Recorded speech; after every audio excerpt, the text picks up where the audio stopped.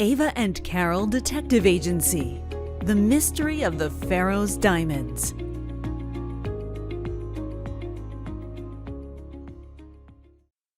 Chapter 12. The Captain's Chopin for a Piano. Ava jerked awake to Carol's phone, belting out master bassoonist Klaus Thunemann's version of Flight of the Bumblebee. "Make it stop, please," whimpered Ava as she folded her pillow around her head. "Ah," sighed Carol. "The bassoon sounds so playful and frolicsome, don't you think? Frisky comes to mind. I think he captures the spirit of the bumblebee in flight, don't you?" "I think he has captured the sound of every hope and every dream I've ever had leaving my body." Ava rolled over and glared at Carol. "Why are you so perky this morning? Be angry, like me." "It just so happens that while you were enjoying your beauty sleep, I came up with a plan." "Does the plan involve a brush? I've got a seriously bad combo of helmet hair and bedhead, with a touch of crazy." "We're going to need to do some reconnaissance this morning. We'll need eyes on the auction house." Ava moaned and sat up. "Oh my," said Carol, grabbing her phone and excitedly jabbing at the screen. "What is it?" asked Ava, fully awake now. "Animal Planet. They can stop searching. I've found Bigfoot." "You are so funny." Ava laughed, smacking Carol with her pillow. "Okay, we've got 3 hours to pull all this together." "All right," said Ava as she ripped a phone through her tangles. "What did you come up with?" "Well, we know we can't call the police too early or too late. That means we have to be there. We need to see them put the piano in the truck." "I kind of expected that," said Ava. "I figured we would have to be on site to let the police know when to leap into action." "The problem is," said Carol, "the loading docks are in the back of the building." "We're a couple of kids. No one is going to be paying any attention to us. We could just be hanging out." "No, George might spot us," said Carol. "George? The security guard from the museum?" Ava asked, thoroughly confused. "That's right, I forgot to tell you," said Carol excitedly. "George was there last night. He played the piano to open the hidden compartment." Makes sense now. I thought that his hands were extremely soft for a hardened criminal." Carol grabbed Ava's laptop and flipped it open. She typed in the address for the auction company and clicked the map icon. "Bingo! There's a Starbucks directly behind it," she exclaimed. "Perfect," said Ava with a nod. "We can get breakfast, decaf mochas, and surveil the building at the same time." "We'll wait until they begin loading the truck and then call the police. Middleville only has a population of about 10,000 people. It can't take the police more than 5 minutes to get anywhere in that town." It was 10 a.m. by the time the girls had jumped on their bikes and raced towards Starbucks to set up their secret observation post. They both turned and stared at the prestige auction building as they pedaled by. Who would have guessed that one of the largest heists in history had occurred right here in this quiet little town? The Starbucks parking lot was packed. For a moment, the girls panicked, wondering if they would find a seat. Luckily, it was a nice day, so they were able to find a table at the outdoor patio. A giant metal fence was all that separated them from Prestige's parking lot. "It's weird," said Carol as she stared at the fence and beyond. "What's weird?" asked Ava. "My natural beauty? My charisma?" "Sure," Carol smiled. "That was exactly what I was thinking." "I thought so," Ava laughed. "I just think it's interesting that while everyone is sitting around enjoying their cafe lattes with their faces buried in their phones, Not more than 100 feet away, stolen diamonds are about to... Carol stopped talking. Ava stopped drinking her mocha. A large armored truck had just pulled up to the gate. "George," whispered Ava as she watched the tall, lanky driver jump out of the truck and jab at a security keypad on the gate. Moments later, the armored truck rumbled to the back of the building.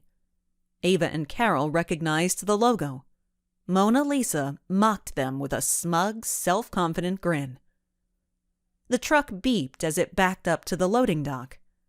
The brakes sighed squeakily, and the truck shuddered, coming to a stop in front of a large outcrop of cement covered by rubber that looked like a giant car bumper.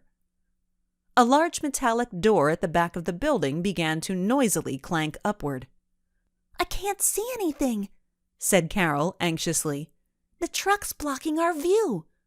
"Come on," said Ava as she grabbed Carol's arm and dragged her from her seat. The girls ran through the parking lot and then up the sidewalk that ran parallel to the Prestige auction building.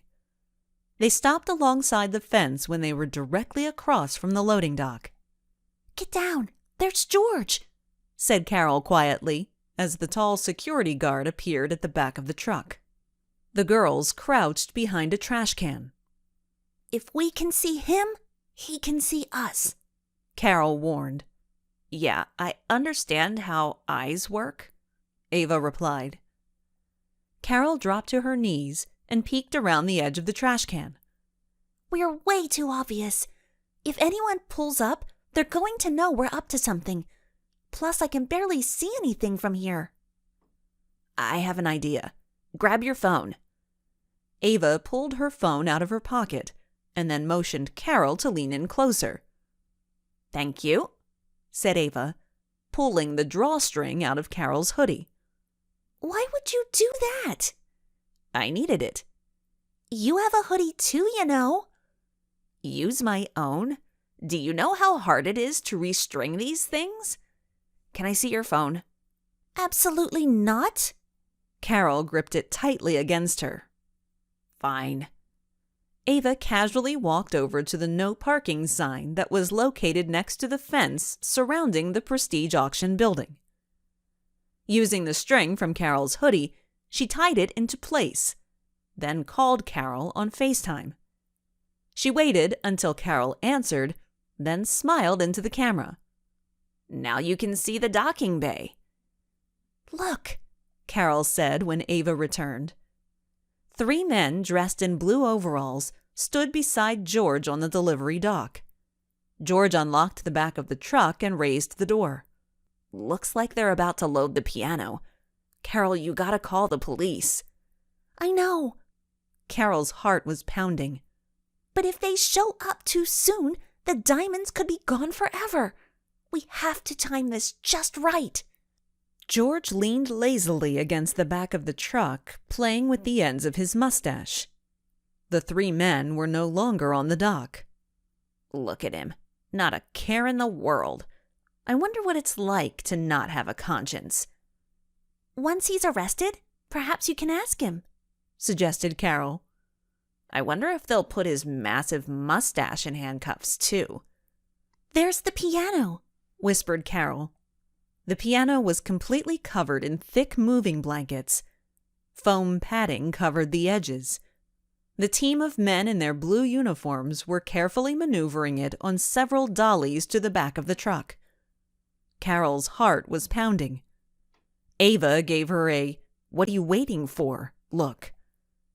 George and one of the workmen jumped onto the back of the truck, while the other men cautiously moved the piano inch by inch into the bed of the truck. "All right," said Carol. "It's showtime." Her hands shook as she Googled Middleville Police and hit the call button. The call was answered immediately by an extremely bored-sounding man. "Middleville Police Dispatch, how may I help you?" "Hi, I'm calling about the diamonds that were stolen from the Hancock Museum. We know where they are." Carol felt like she was gasping for breath. "Who am I speaking with?" "Carol Miller." "Sir, we don't have much time. They're being shipped out of the Prestige Auction Company. Please hurry.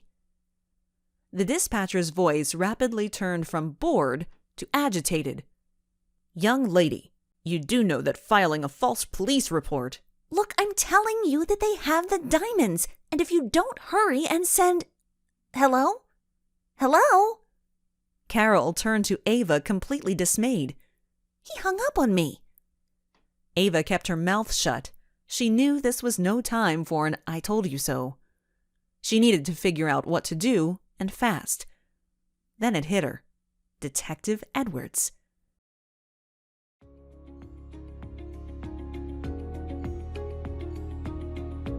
If you're enjoying Thomas Lockhaven's audiobook content, please like and subscribe.